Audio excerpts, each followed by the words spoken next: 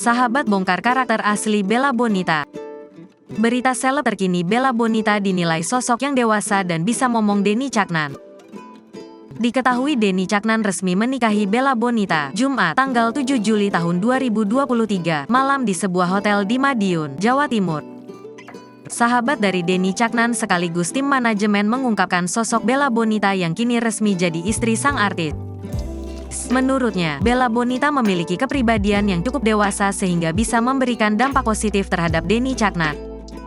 Cocok, beliau lebih dewasa bisa ngomong bos kayaknya, ucap Didit dikutip dari kanal YouTube Tribun Jateng, Jumat, tanggal 7 Juli tahun 2023.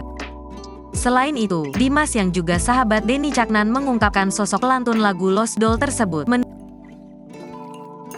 Menurutnya Denny Caknan merupakan sosok pria yang tidak pernah mengumbar keromantisan di halayak.